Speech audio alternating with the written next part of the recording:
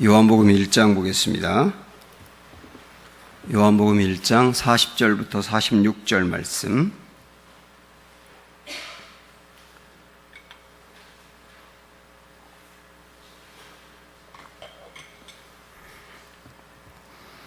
요한복음 1장 40절부터 46절 말씀. 요한의 말을 듣고 예수를 따르는 두 사람 중에 하나는 시몬 베드로의 형제 안드레라.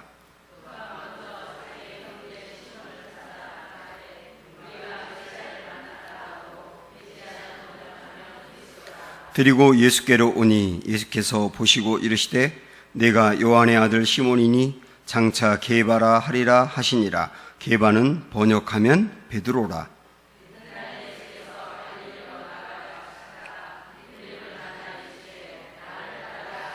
빌립은 안드레와 베드로와 한 동네 베세다 사람이라.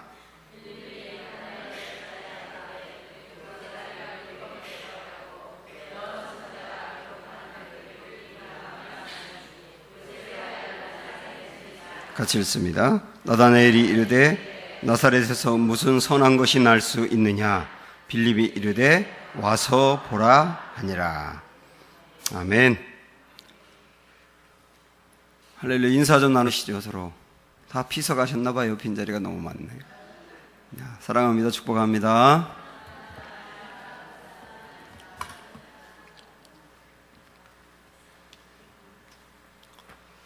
제가 이전에 러시아 선교를 갔을 때 할아버지 할머니들 한 100분 정도 이렇게 모셔놓고 공연하고 설교를 한 적이 있어요. 그때 이제 복음 설교를 하고 예수님을 믿을 분 손들어 오라고 그랬더니 한 80명 정도가 이렇게 들더라고요. 굉장히 감격스러운 순간이었습니다. 그래서 여세를 몰아서 그 다음에 군부대를 갔거든요. 군부대에서도 똑같이 설교를 하고 손들어 보라고 그랬더니 아무도 손을 안 드는 거예요. 그래서 왜 그랬을까 생각을 많이 해봤습니다. 똑같은 설교를 했거든요. 그런데 그 설교의 중요한 관점이 죽음에 대한 것으로 이렇게 풀어갔거든요. 그러니까 가만히 생각을 하니까 이 할머니들은 돌아가실 날이 임박해 왔기 때문에 그 죽음의 문제가 아주 현실의 문제가 되다 보니까 마음이 확 열려서 예수님을 받아들인 거더라고요. 근데 군인들은 있는 게 힘이니까 아직 죽음을 생각할 단계가 전혀 아니지 않습니까? 그때 제가 배운 거예요. 그 대상이 누구냐의 상황에 따라서 이 복음을 이렇게 잘 효과적으로 전하는 게 중요하구나 하는 것을 알게 된 겁니다. 제가 부목사를 할 때 그때 제가 아주 복음의 그 열정으로 불타가지고 그 복음 설교 아니면 어떤 설교든 안 했던 적이 있습니다. 그래서 늘 십자가와 부활에 대한 설교만 하고 그러면서 이 복음이면 다 충분하다 이런 생각을 했었는데 물론 그 열정이 되게 좋았죠. 한 번은 담임 목사님이 그 회갑 잔치가 있으니까 저한테 대신 가서 말씀을 전하라고 그러더라고요.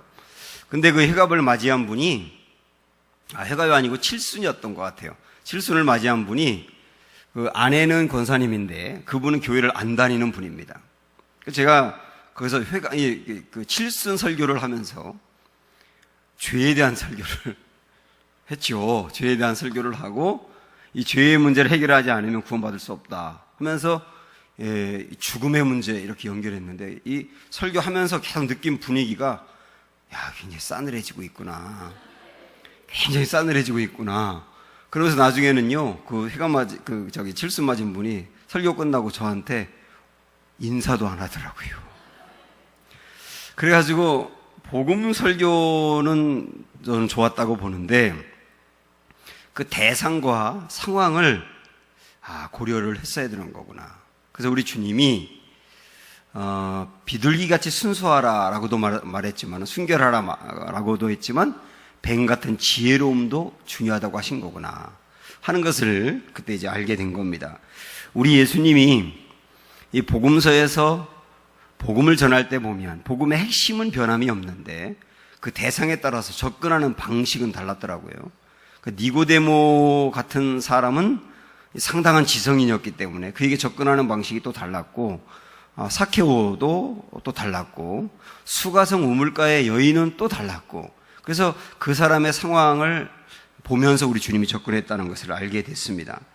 오늘 말씀에 봐도 우리 예수님께서 요한의 제자였던 안드레하고 그 다음에 빌립을 이제 예수님의 제자로 맞이하는 장면이 나오고요.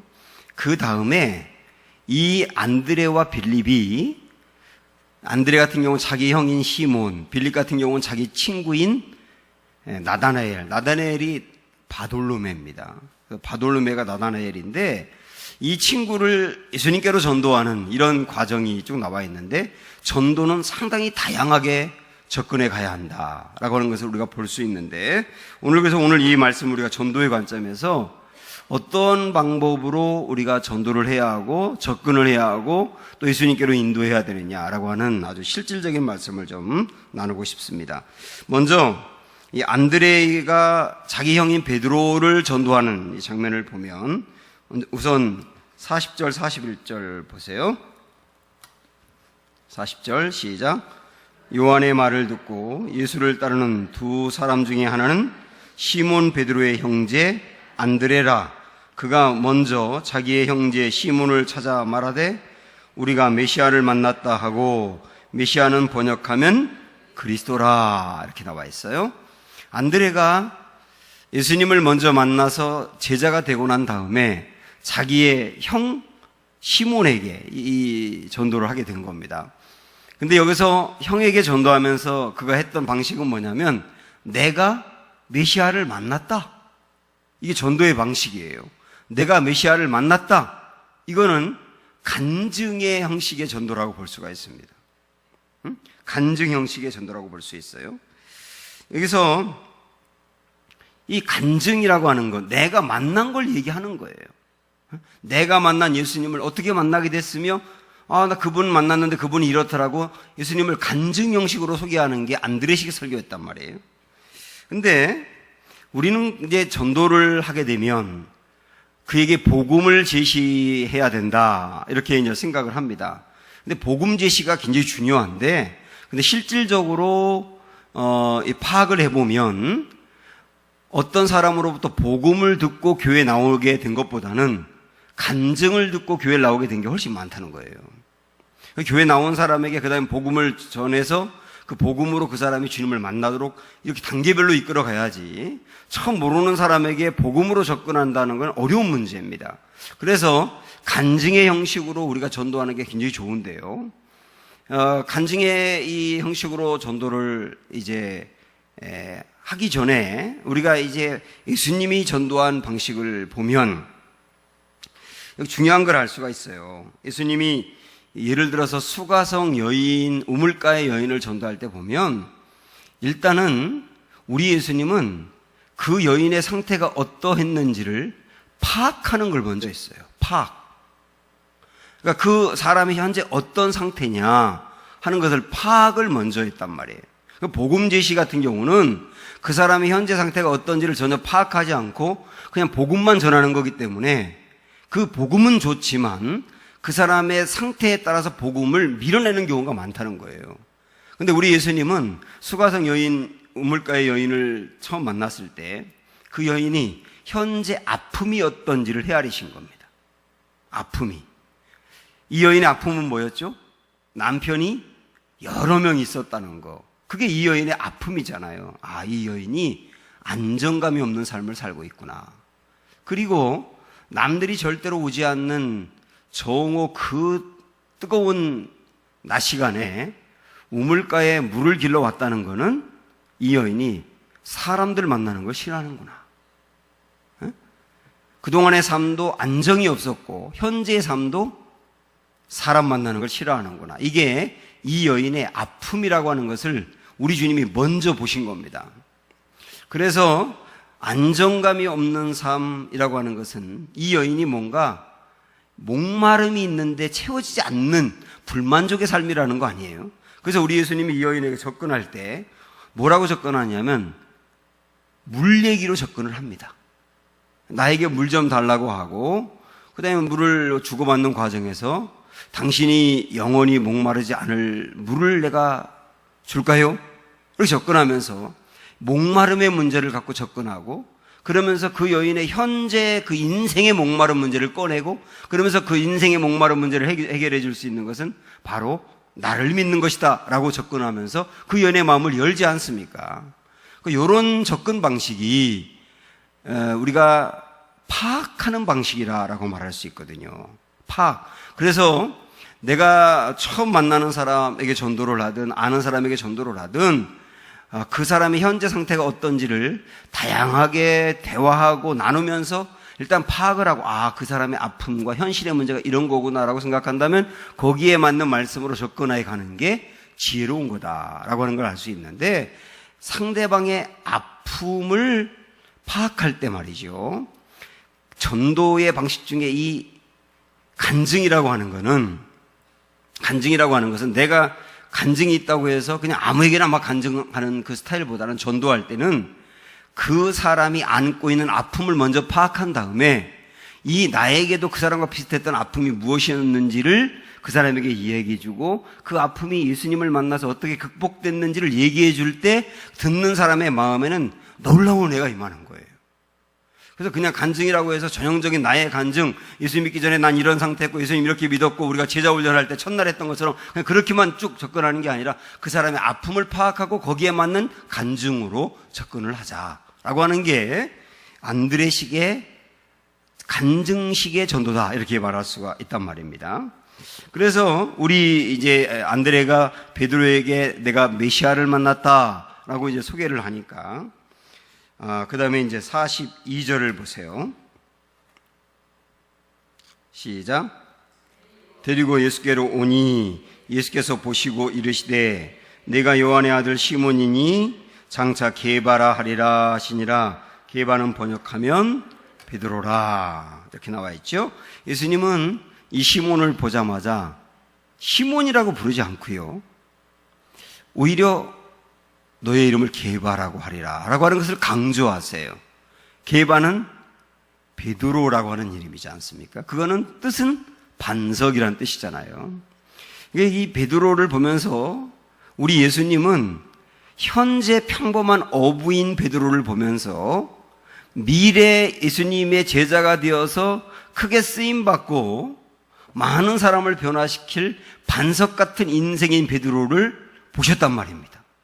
그러면서 그의 이름을 앞으로 변화되고 크게 쓰임받을 것으로 먼저 불러주신 거예요. 이거 우리 하나님과 예수님의 관점이고 시선이거든요. 우리 하나님이, 우리 이전에 그 기도원에 대해서 배울 때도 제가 강조를 했었습니다마는, 하나님도 기도원을 처음 만나서 대화할 때 제일 먼저 뭐라고 불렀어요? 큰 용사여라고 불렀잖아요. 전혀 용사가 아니잖아요. 전혀 용사가 아닌데도 불구하고 큰 용사여 이렇게 부릅니다. 그 말은 뭐냐면 우리 주님은 누구를 보든 현재의 나약한 모습, 형편없는 모습, 죄에 넘어지는 그 모습만 보는 게 아니고 앞으로 변화되어서 크게 쓸 그 모습을 미리 본다는 뜻입니다. 그래서 기도원을 보면서도 큰 용사여라고 부른 거는 어떤 의미가 있냐면, 너 두고 봐라, 내가 너를 큰 용사로 결국 만들어 주리라 라고 하는 주님의 마음을 보여준 거잖아요. 그리고 큰 용사가 되도록 기도원을 다듬어 가고 끝내 기도원은 큰 용사가 되지 않습니까?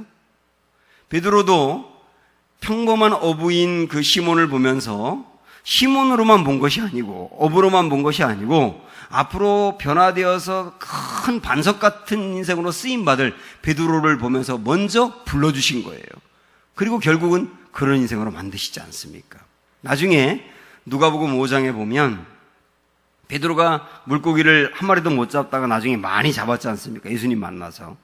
그리고 나서 예수님 앞에 무릎을 꿇고 나는 죄인이라고 회개하니까 그때 우리 예수님이 베드로에게 했던 말이 뭐죠?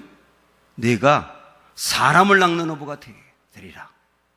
봐라, 넌 지금은 물고기만 잡았지만은 앞으로 너는 사람을 낚는 어부가 되게 하리라. 수많은 사람을 주님께로 인도할 사람으로 내가 너를 만들어 주리라 라고 하는 걸 주님이 먼저 보여준 거잖아요.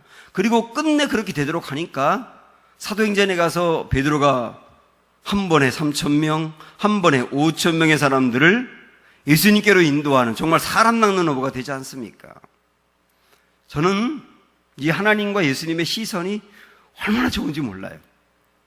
저나 여러분이나 지금도 우리 주님은 그런 시선으로 나를 바라본다는 거. 여러분 그거를 믿으시기 바라고, 나 또한 다른 사람도 그런 시선으로 보아야 된다는 거.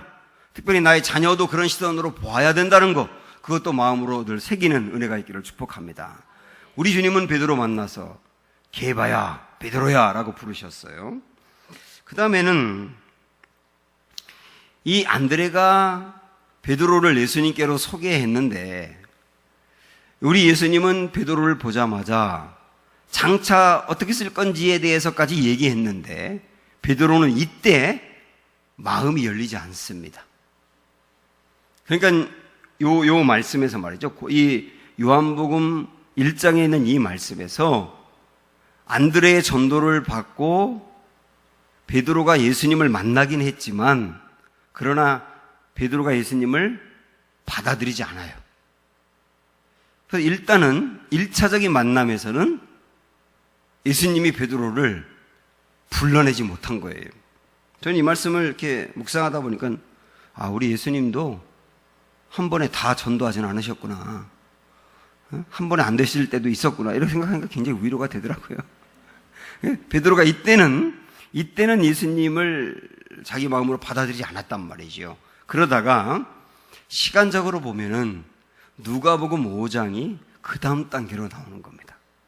복음서 전체를 놓고 보면, 그러니까 이때 안드레가 베드로를 예수님께로 소개했는데 베드로가 예수님을 받아들이지 않았거든요. 그런데 그 다음에 시간이 조금 지나서 예수님이 물고기를 잡으러 간 베드로를 찾아서 갈릴리 바다로 가신 거죠. 근데 한 마리 물고기도 잡지 못한 베드로가 빈 그물을 닫고 있을 때 그에게 접근해서 먼 곳에 가서 그물 던져라. 그러니까 내가 고기를 잡지 못했지만은 당신의 말씀에 의지하여 그물을 던지리이다. 이렇게 했지 않습니까? 만약에 베드로가 예수님을 생전 처음 거기서 만났다면, 아니 생전 처음 만난 분이 물고기 저 깊이 가서 그물 던져보세요. 그러면은 하고 누가 던지겠냐고요. 이미 이전에 예수님을 소개받은 적이 있고 그 예수님이 메시아라고 하는 말을 들었었고, 그때 내가 받아들이지 않았지만은 예수님에 대해서 인상적으로 받고 있던 게 있었고 자기 미래에 대해서도 말했고 그랬던 것들이 영향을 받아가지고 두 번째 만났을 때는 그물을 던지러 깊이 갔던 거 아닙니까? 순종하고. 그리고 나서 거기서 그물을 던지고 많은 고기를 메고 난 다음에 거기서 무릎 꿇고 예수님의 제자가 되잖아요. 이런 과정들을 우리가 보면서 때로는 우리가 어떤 사람을 주님께로 이제 인도했는데 그 사람이 교회를 한번 나오고 나는 교회가 안 맞나 봐요. 그리고 다시는 안 나올 수도 있고, 정말 잔뜩 기대하고 그 사람이 교회에 온다고 그래가지고 며칠 전부터 기도하고 설레는 마음으로 교회를 딱 가지고 왔는데, 데리고 왔는데 그날 사단이 역사했는지 이 사람이 온통 생각이 분주해가지고 왔다 갔다 하고 말씀 하나도 안 듣고, 그래가지고 그 다음부터는 교회 갔는데 별로던데 이러고 안 나오고 그럴 수도 있잖아요. 그럼 굉장히 속상하지 않습니까? 근데 여러분 이걸 생각하셔야 됩니다. 베드로가 첫 번째 예수님을 만나서도 그 예수님이 그렇게 놀라운 분이라는 것을 어느 정도는 보고 알았으면서도 마음이 열리지 않았다. 그런데 두 번째 다시 만났을 때는 마음이 열렸다. 그렇게 교회를 나와서 마음이 열리지 않았지만은 그러나 다시 열릴 수가 있는 거다 라고 하는 걸 우리가 생각해야 된단 말입니다. 그러나 베드로가 두 번째 예수님을 만나서 마음이 열릴 수 있었던 것은 첫 번째 만났던 게 영향을 준 거예요. 그렇지 않습니까? 그래서 우리가 첫 번째 누군가를 교회로 인도하고 데리고 나오는 것이 그때는 어떤 열매가 없을 수 있지만 어쨌든 긍정적인 영향을 줄 수 있는 거다. 그리고 이것도 생각하셔야 됩니다. 우리가 우리 교회로 데리고 나왔는데 그 사람이 더 이상 우리 교회 또 안 나오고 그만뒀는데 다른 교회 나갈 수도 있잖아요. 다른 교회 나갈 수도 있는 거 아닙니까? 회사 동료를 만났는데 그 사람 따라갔다가 거기 갔더니 또 마음이 열리기도 하는 거고, 그러면 우리는 조금 속상하긴 하지만 어쨌든 그 사람이 교회 나가게 된 거니까 감사한 거고, 그렇게 우리가 좀 넓게 생각을 한다면 포기할 수 있는 사람이 없는 거다. 그래서 한 번이라도 교회를 나오게 하고 주님 가까이 오게 하는 것 자체는 굉장히 귀한 일이다 라고 하는 것을 여러분 아시고 용기를 내셔야 된단 말입니다. 그리고 여기서 우리가 이 안드레가 형 베드로를 예수님을 만나도록 인도한 것을 보면서 안드레식 전도를 알 수 있어야 돼요. 사실 이 안드레는 말이죠, 예수님의 12제자 중에 그렇게 주목받는 사람은 아니었습니다. 그렇잖아요? 예수님의 세 제자 안에 들어가지도 않았잖아요. 사실은 예수님의 제자로서는 1호였거든요, 안드레가. 1호였는데 세 제자 안에 못 들어갔고, 자기가 되레 전도했던 형은 수제자가 되고 세 제자 안에 들어가고, 사도행전에도 베드로에 대해서는 그렇게 많이 나오는데 안드레에 대해서는 사도행전에 눈을 씻고 봐도 한 번밖에 안 나오거든요. 12제자의 이름을 소개할 때 달랑 한 번 나오고 말고. 그래서 이 안드레는 사실 별로 주목받는 사람이 아니었어요. 그런데 안드레라고 하는 이 제자가 가지고 있는 굉장히 귀한 특징은 뭐냐면, 어떤 그 은사의 전도나 어떤 그 능력이 대단한 건 아니었지만은 예수님께로 누군가 이렇게 소개하는 거는 잘하는 거예요. 형 베드로도 소개를 했고, 그 다음에 나중에 오병이어 사건이 있었을 때 그 도시락 가지고 오는 꼬마를 예수님께로 소개한 사람도 안드레였거든요. 그 다음에 헬라 사람들이 예수님을 만나러 왔을 때 그 헬라 사람들을 예수님께로 데리고 와서 소개한 사람도 안드레였거든요. 그러니까 안드레가 많이 나오진 않는데 안드레에 대해서 나오는 거는 소개에 대해서는 나와요. 그래서 안드레라고 하는 제자의 특징은 소개하는 건 잘했구나. 자기가 굉장히 많은 사람을 전도하고 예수님께로 이끌진 않았지만 소수의 사람을 소개하는 일을 했다는 거. 근데 여러분 이걸 아셔야 됩니다. 베드로는 사도행전에서 3,000명, 5,000명 등 수많은 사람들을 전도해서 예수님 믿게 만든 능력의 사자였어요. 안드레는 그런 능력이 없었어요. 사람마다 쓰임이 다른 겁니다. 베드로같이 쓰임받는 사람이 있어요. 근데 안드레는 그런 능력은, 그런 은사는 없었다고요. 그러나 여러분 이걸 생각하셔야 돼요. 그 대단한 능력의 사자인 베드로를 전도한 사람은 그래도 안드레였다는 거예요. 우리가 굉장히 많은 사람을 주께로 인도하고 그 많은 사람에게 영향력을 미치는 그런 능력은 없을지 몰라도 내가 한두 사람을 예수님께로 소개했는데 누가 압니까? 그 사람이 베드로같이 될지. 그렇게 생각하는 게 안드레식 전도라고요. 사실 미국에서 세계적으로 가장 영향력을 많이 미친 목회자, 전도자 중에 한 명이 빌리 그레이엄이잖아요. 빌리 그레이엄. 이 빌리 그레이엄이 굉장히 많은 사람을 전도하고 능력을 나타냈지만 빌리 그레이엄을 전도한 사람은 아무도 몰라요. 근데 제가 어떤 글을 읽어봤더니 이 빌리 그레이엄이 어릴 때 청소년 때까지 아주 그렇게 뺀질거렸다고 그러네요. 생긴 거 보면 좀 뺀질거리 생기긴 했어요, 그분도. 그런데 청소년 때까지 교회를 안 다니고 그랬는데 5명의 친구들을 이렇게 친구들과 어울렸는데 어떤 분이 이 5명의 친구들을 다 전도를 했는데 4명을 열심히 나갔는데 끝까지 안 나간 사람이 빌리 그레이엄이었대요. 그러면서 굉장히 여자를 밝히고 또 생긴 거 보면 밝히게 생겼잖아요, 조금. 근데 그렇게 이제 아주 뺀질거렸는데 이 한 사람이 이 4사람을 전도하고 빌리 그레이엄을 끝까지 찾아가서 교회를 나오게 해가지고 청소년 시기에 빌리 그레이엄이 5번째로 나오게 됐다는 거예요, 친구들 중에. 근데 그 빌리 그레이엄이 세계를 움직였잖아요. 그러니까 이 사람 이름을 아무도 몰라요. 그러나 자기가 대단한 능력은 없었지만은 자기가 전도한 그 한 사람이 세상을 움직일 수 있는 사람이 되었다라. 안드레식 전도라니까요, 이게. 안드레식 전도. 평양 대붕의 그 도화선이 됐던 그 사람이 길선주 장로님이었잖아요. 나중에 목회자가 되었지만은 이 길선주 장로님이 목회자가 돼서 최초로 세례식을 집리한 한국 목사님이었고, 목회자가 된 다음에 요한계시록만 10,000번을 읽었답니다. 그리고 요한계시록 설교를 전국을 다니면서 해가지고 수많은 사람을 변화시키고 나중에는 그 3.1운동 할 때 33인 중에 들어갔지 않습니까? 이 길선주 목사님, 이 훌륭한 일을 감당했던 목사님을 전도한 사람의 이름을 거의 모르지만은 제가 아까 그 빌리그램에 관계된 그 글을 읽어보다 보니까 김종섭이라는 분이 이 길선주라는 사람을 전도를 했더라고요. 근데 이 사람이 평생을 한 명을 전도했답니다. 그 한 명이 길선주였다는 거예요. 근데 그 길선주가 그렇게 놀라운 부흥을 일으키지 않습니까? 이 김종섭이라는 사람도 안드레식 전도를 한 거예요. 사랑하는 여러분, 어떤 사람은 특별히 이 전도에 대한 열정과 은사가 충만해서 굉장히 많은 사람들을 주께로 인도하고 1년에도 뭐 수십 명씩을 전도하고 그러는 사람도 있어요. 뭐 그런 사람이 우리 교회도 나왔으면 정말 좋겠습니다만은, 그러나 다 그럴 수는 없지 않습니까? 그러나 전도의 은사나 능력 이런 거 떠나서 우리 안드레 같이 할 수 있잖아요. 에? 안드레 같이 할 수 있지 않습니까? 네. 근데 내가 전도한 그 한두 사람이, 예수님께 소개한 그 한두 사람이 누가 압니까? 놀라운 능력으로 쓰임받을 사람이 될 수 있을지. 우리 그렇게 생각을 하고, 전도는 은사로 접근할 게 아니다. 누구에게나 주신 사명으로 접근해서 능력이 부족하면 부족한 대로 한 사람을 집요하게 사랑하면서 예수님께로 인도할 수는 있지 않겠느냐.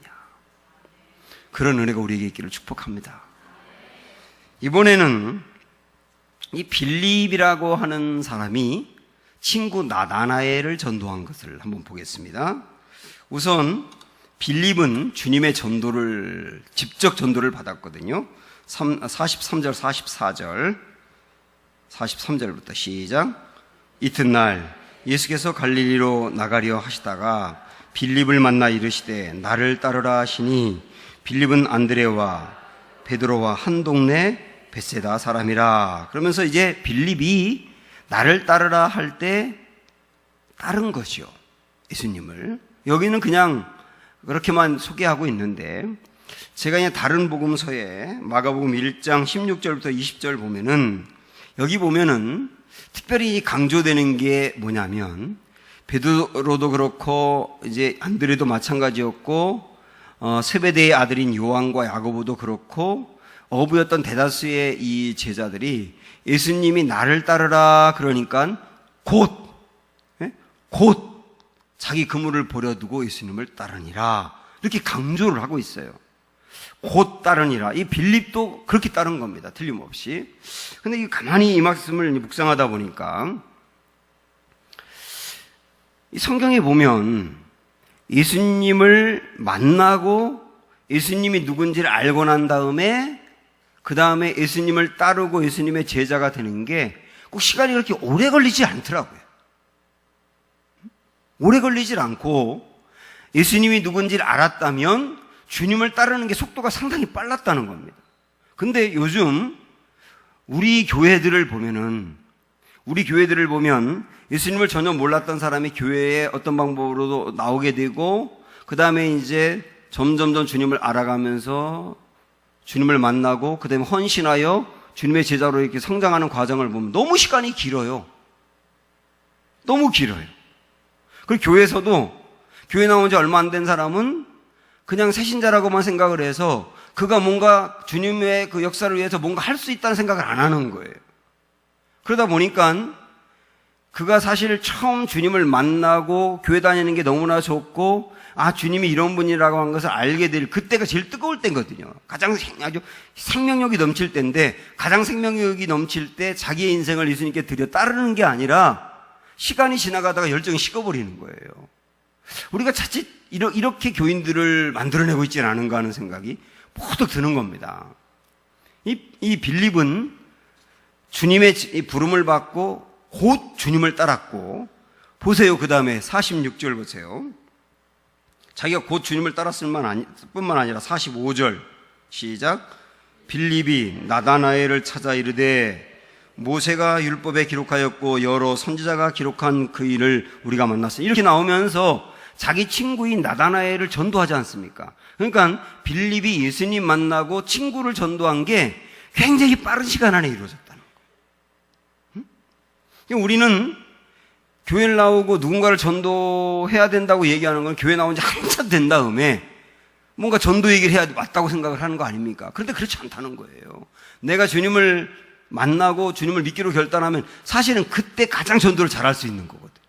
우리 주님은 그렇게 이끌어낸 겁니다. 그래서 예수 믿는 것이 생명력이 넘쳤던 거예요. 사실 우리 신앙생활 하면서 이 신앙생활이 생명력이 넘치고 역동적이고 힘이 있으려면 많은 게 중요하지만 크게 이 두 가지 여러분 잊으시면 안 됩니다. 하나는 내가 주님과의 관계가 친밀할 때 생명력이 넘치게 돼 있어요. 그래서 친밀한 교제가 이루어질 때 생명력이 넘치게 돼 있다고요. 또 하나는 뭐냐면 내가 받은 은혜를 즉각적으로 나눌 때입니다. 그게 생명력이 넘쳐요. 여러분, 샘물 중에서도 어떤 샘물이 제일 맛있고 건강하고 깨끗한 샘물인지 아세요? 흘려보내고 다시 받은 샘물이에요. 근데 어떤 샘물이 가장 썩고 병듭니까? 고여있는 샘물이거든요. 내가 받은 은혜가 내 안에서만 고여있으면 내 신앙도 생명력을 잃어버리는 거예요. 근데 내가 받은 은혜를 자꾸 흘려보낼수록 새로운 은혜가 공급되고 그 사람의 신앙생활은 늘 싱싱하단 말입니다. 그래서 우리는 이 빌립이 예수님을 따르는 게 상당히 빨랐던 것을 보면서 우리들도 그렇고 그 다음에 교회 나온 지 얼마 안 된 분들도 그렇고 주님이 내게 주신 것을 고여있게 하지 말고 흘려보내자. 그래서 내가 말씀을 듣고 은혜를 받으면 여러분 그것도 흘려보내세요. 누군가에게 전화해서든 얘기해서든 내가 오늘 이런 말씀 들었는데 은혜가 됐다고 얘기하세요. 그러면 내가 그 사람에게 흘려보낼 때 내가 받은 은혜가 더 배가 됩니다. 내가 받고 있는 그 예수 그리스도의 은혜 흘려보내고 자꾸 그렇게 하는 생활이 습관이 되다 보면 싱싱하고 생명력이 넘치는 신앙이다. 그런 걸 알 수가 있습니다. 자, 그러면 이번에는 빌립이 나다나엘 친구를 전도하는 방식은 아까 앞에서 우리가 봤던 안드레가 형 베드로에게 전도하는 방식하고 달라요. 안드레의 전도 방식은 간증이었다 그랬잖아요. 내가 메시아를 만난 간증을 했지만 이번에는 어떻게 나다나엘에게 전도하는지 보세요. 45절 시작. 빌립이 나다나엘을 찾아 이르되 모세가 율법에 기록하였고 여러 선지자가 기록한 그 일을 우리가 만났으니 요셉의 아들 나사렛 예수니라. 이 전도는 한 줄로 간단히 나와서 우리가 금방 읽어서 이게 어떤 내용인 어떤 그 스타일인지 선뜻 파악하기 어려울 수 있을지 몰라도 아까 안드레가 전도한 방식이 간증이었다고 한다면 빌립이 친구 나다나엘에게 전도한 것은 복음을 설명하는 방식이었다고 볼 수 있어요. 여기 보면 모세가 율법에 기록하였고 여러 선지자가 기록한 그이 이렇게 구약에서 말씀했고 예언했던 것을 설명하면서 내가 만난 예수님이 바로 그분이라고 말씀과 그분을 연결해 가면서 설명해 주지 않습니까? 요거는 기독교 교리와 복음을 설득력 있게 설명하는 스타일이었다는 거예요. 요렇게 전도도 해야 된다는 거죠. 근데 왜 그렇게 빌립이 안드레에게 전도했느냐면 나다나엘에게 전도했느냐면 나다나엘이 지적인 사람이었어요. 지적인 사람이고 성경에 관심이 많은 사람이었어요. 그래서 보세요. 빌립이 그렇게 말하니까 46절에서 나다나엘이 뭐라고 말합니까? 나다나엘이 이르되 나사렛에서 무슨 선한 것이 날 수 있느냐 이렇게 말하죠.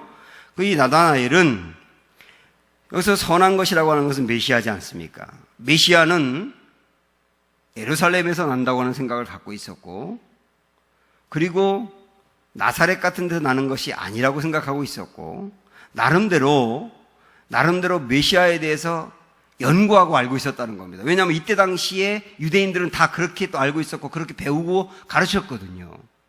관심이 있어요. 어디 난다는 거에 대한 관심이 있었고 이 메시아가 오심에 관심이 있었고 관심이 있는 사람이기 때문에 그런 방법으로 접근했다는 뜻입니다.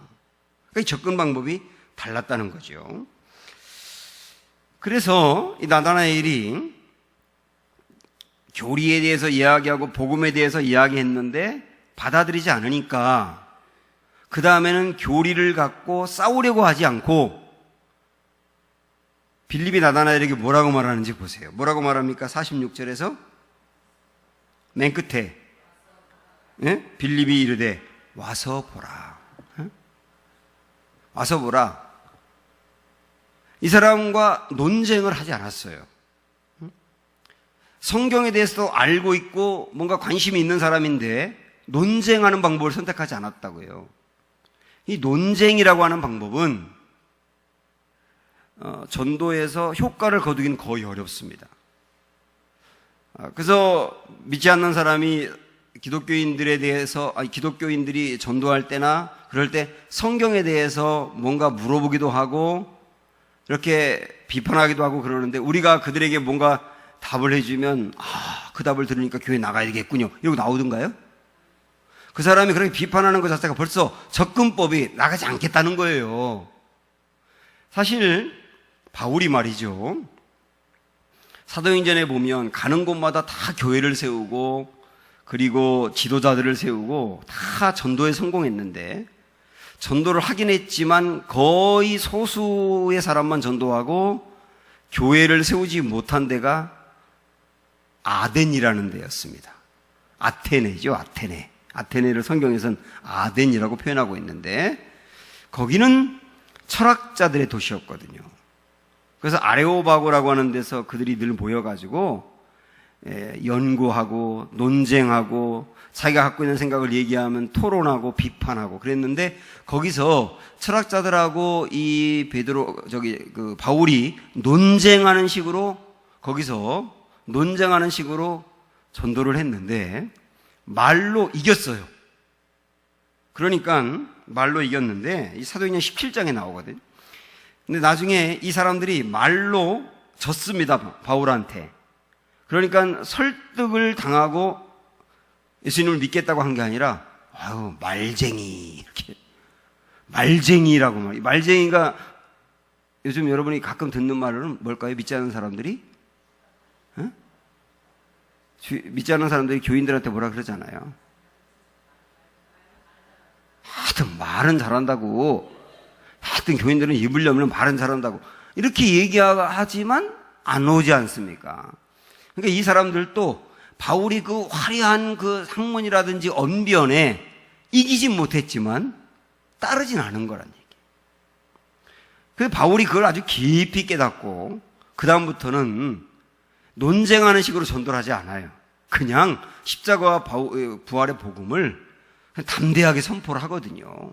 어떤 때는 간증으로, 어떤 때는 사람들 모아놓고 설득 형식으로 담대하게 전하지 그냥 이렇게 논쟁하고 그러진 않아요. 그런 방법으로 이길 수 있는 게 아니라는 거예요. 여기서도 빌립이 친구에게 전도했지만 친구가 부정적인 반응을 갖고 나오니까 그거 갖고 논쟁한 것이 아니라 와서 보라. 와서 보라 그러잖아요. 와서 보라. 우리도 그 방법도 좋은 거예요. 와서 보라. 일단 와봐. 그러면 이렇게 생각할 수 있죠. 나다나엘이 자기를 전도하는 빌립에게 나사렛에서 무슨 선한 것이 날 수 있느냐라고 되물었지 않습니까? 근데 거기에 대해서 빌립이 대답을 안 해주고 와서 보라라고 말했잖아요. 그러면 누가 와? 자기가 질문한 거에 대답을 해줘야 속시원히 대답을 해줘야 따라오지 라고 생각할지 모르지만 47절 보세요. 예수님께 왔나 안 왔나? 47절 시작. 예수께서 나다나엘이 자기에게 오는 것을 보시고 그렇지 않습니까? 빌립이 나다나엘에게 말로 설득을 한 건 아니었지만은 와서 보라라고 말했을 때 나다나엘이 어쨌든 예수님께로 왔잖아요. 왔잖아요. 그다음에 온 나다나엘을 그 다음에 예수님이 그를 잡지 않습니까? 그러니까 우리가 그 사람을 다 설득해서 그 다음에 다 감동시켜서 교회를 나오게 하겠다 여기까지 생각하면 참 전도가 어려운 거예요. 우리는 와서 보라. 그리고 왔을 때 주님이 그 사람을 잡도록 해야 되겠다라고 하는 거예요. 와서 보라는 할 수 있지 않습니까? 네? 와서 보라는 하실 수 있으시죠? 네. 하면 되죠. 와서 보라고 하면 되니까.